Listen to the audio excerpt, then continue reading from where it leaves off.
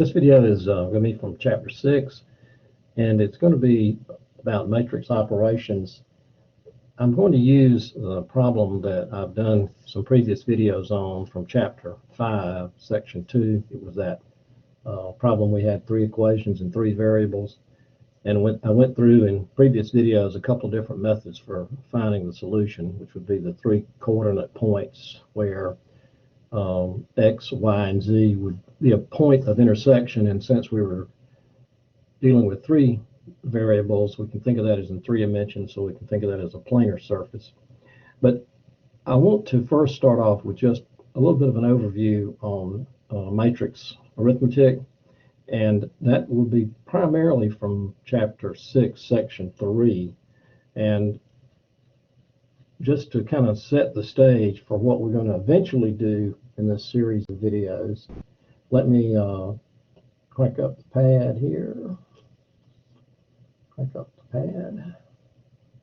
See, we got full screen here. We want full screen. That'll be better. And that. And that. I think we're good.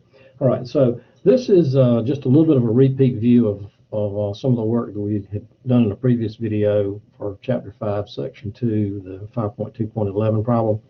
What I want to point out to you is I think this is the first video where we said something about, well, let's take that system of equations that we had and let's rewrite it in matrix form. And we said that the first column was going to be the X coefficients, the second column the Y coefficients, Z coefficients, and then these would be the constants. And then you remember we had a target pattern that we were trying to achieve to help us solve the missing X, Y, and Z variables. And there's a couple of videos about all that. Now, so just kind of remember that sets the stage for where we're going to wind up getting, probably not in this video, but in a couple of other videos. And yes, we went on and we had something called a reduced row echelon form. And yes, there's a video out there for that. And this is something new that you've not seen in one of those previous videos.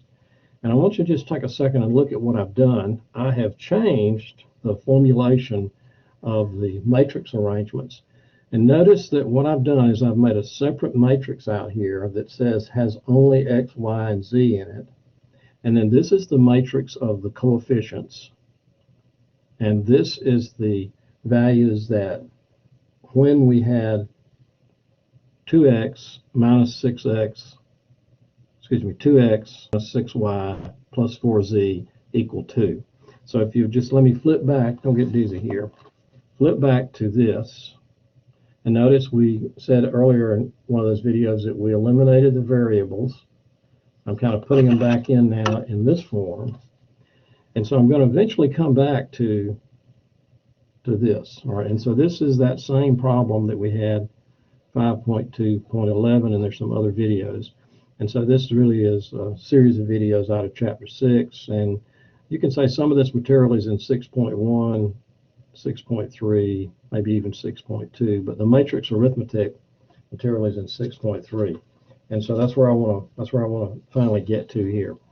And I'm going to just do a little review of terminology, just to kind of get us going here.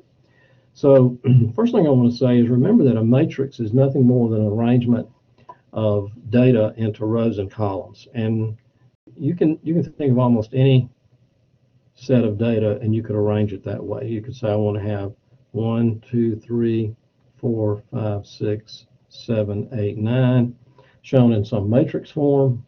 You could have 2, 7, 8 in matrix form. We could have, these numbers have no significance.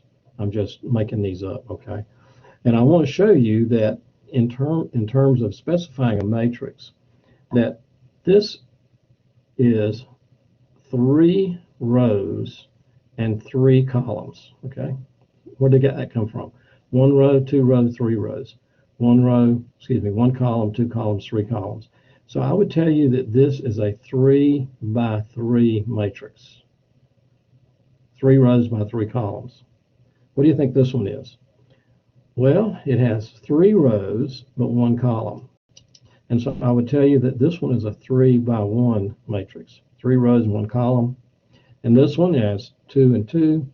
This one I would tell you is a 2 by 2 matrix. This one and this one, we would refer to as a square matrix, and I think that's probably obvious why it's a square matrix. Well, the number of rows and the number of columns are equal, so it has kind of a square shape. This one is not a square matrix because it doesn't look like a square. Matter of fact, some terminology will refer to this as a vector, but let's don't worry about vectors today. Okay, now what can I do with matrices? Well, you can add them, you can subtract them, you can multiply them sometimes, and you can divide them in a curious way. Let's put it that way. So just as a general statement, division is not defined for matrix math. And as a matter of fact, we're going to find that adding, subtracting, and multiplying are also defined for some specific cases. And let's just go ahead and say what the cases are here. You can add and subtract matrices if they are in equal size. So what does that mean? Well, it means that if you had a 3 by 3 matrix, you could add it to another 3 by 3 matrix. Okay? If you had a 3 by 3 matrix, you could not add it to a 2 by 2 matrix. Why? Well, I'll show you in an example in a second. If you want to subtract, if you had a 3 by 3 matrix and you wanted to subtract another 3 by 3 matrix, you could do that. If you had a 3 by 3 matrix and you wanted to subtract a 2 by 2 matrix, you could not do that. So this is not defined. So the matrices must be the same size. Okay? Let's do a quick example of something really simple for matrix addition, and let's start off easy. And so here we go. Let's just start off easy. 1, 2, 3, 4 added to 5, 6, 7, 8. Okay. So you say, well, how would you add this? Simple. You just add the values that are in the corresponding positions. So 1 plus 5 is 6, 2 plus 6 is 8, 3 plus 7 is 10, 4 plus 8 is 12. That was easy enough. I mean, the arithmetic there is pretty simple. So you combine the common like positions. All right. So what if I had this subtraction problem? 6, 8, 10, 12. Subtract 5, 6, 7, 8. Okay, so you know what the answer is going to be, right? 6 minus 5 is 1. 8 minus 6 is 2. 10 minus 7 is 3. And 12 minus 8 is 4. Okay. And so, that was pretty easy. Now, you're probably wondering, what if I said I had this problem? 6, 10, 8, 12. Take away 1, 2, 3, 4. Well, what would that produce? Well, what would it produce? 6 minus 1 is 5. 8 minus 2 is 6. 10 minus 3 is 7. 12 minus 4 is 8. So it does, in fact, produce that same matrix. Okay. So the subtraction and addition is relatively straightforward. You just have to be careful about if it's the same size matrix. Now let's flip the pad and do another simple attempt to do an addition problem here.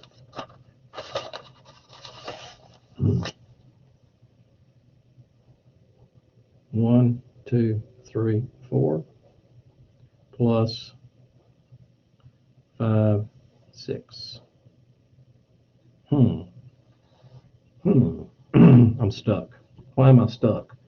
Because I don't have values in this matrix corresponding to all the values in the first matrix. So this is undefined. Subtraction would also be undefined. I can't say 1 minus 5 and get minus 4 and 2 minus 5 and get minus 3 because they're not the same positional values. So if you can just remember to add and subtract these matrices, you must have the same size matrix to start with. Okay, well, what about multiplying a matrix? Okay, so matrix multiplication is going to be defined when you have this situation.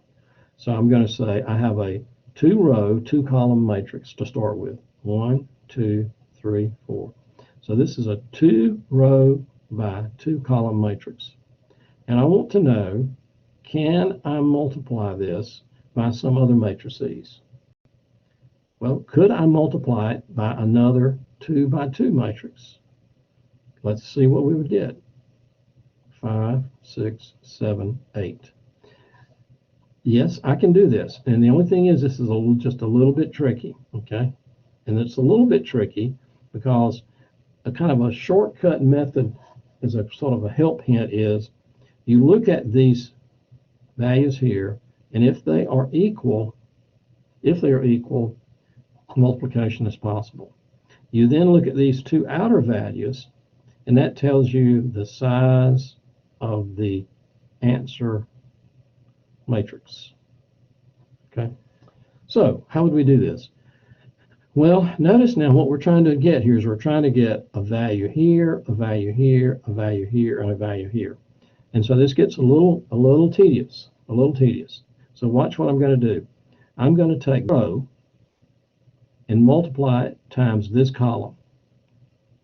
I'm going to take this row and multiply it initially times this column.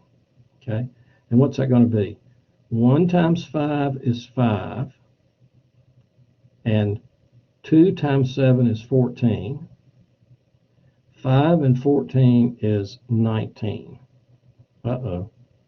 Stay with me. I'm going to take this row and multiply it times this column. This row, this column. 1 times 6 is 6. 2 times 8 is 16. 16 and 6 is 22. Now I'm going to take this row times this column. 3 times 5 is 15. 4 times 7 is 28. 28 and 15 is 43. This row times this column. 3 times 7 is 21. Yep. So do you see this? Whoop, I'm myself confused here. This row times this column. This row times this column. 3 times 6 is 18. 4 times 8 is 32. 32 and 18 is 50. Okay. And you say, that's kind of tedious. And I agree with you, it's kind of tedious. And when you're doing this, you're going to find yourself kind of going back and saying, let me check that again. Now, this row times this column, 1 times 5 plus 2 times 7, that seems right. This row times this column, 6 and 6, 22, that seems right. This row times this column, so that's going to be 15 and 43 seems right. And this row times this column, 18, yeah, that's all that seems right. Okay. Now, here's our dilemma. What we're going to learn in a later video is, how can I check this? Because you would think, somewhat logically, that if it's like regular old multiplication and division, I ought to be able to take this result and divide it by this matrix and get that right there. But what we're going to find is that regular division is not defined for matrix arithmetic. Now, let me do one other problem, then I'm going to stop this video. Keep these ideas simple here. So I'm going to have my same 1, 2, 3, 4, and let's say that I want to multiply it. In this case, I want to multiply 5, 6. Okay, so what do I have here? I have a 2 by 2, okay, and I have a what here? A 2 by 1. So equal, yep. And the size of the answer matrix is going to be a 2 by 1. So how's that going to work? You can probably see how that's going to work, can't you? It's going to be this row times this column. this row times this column. So we're going to have 5 plus 12, 17, this row times this column, 15 plus, what, 24? Do that again. 3 times 5 is 15. 4 times 6 is 24, 39. Okay. Now, let's just do one more. What if you had something like this? What if you had a 1, 2, 3, 4, and you wanted to multiply it times a 5, 6, 7, 8, 9, 10, 11, 12, 13, and you would look at it and you would say, this is a 2 by 2 matrix, 2 by 2. This is a 3 by 3, 3 by 3, and I would say, these are not equal, so therefore I can't do the multiplication. And if you thought about this for a long enough period of time, you'd see why you couldn't do that, because you'd say, well, this row times this column, this row times this column, and this row times this column, and this row, and what you'd wind up with is you would wind up with values that you couldn't do your multiplication with. Okay, so you got to have the columns of this one, the number of columns in this one must equal the number of rows in this one. And if that's the case, then you can do the multiplication. If the number of columns here does not equal the number of rows here, then you can't accomplish the multiplication. All right, so I'm going to stop this video here.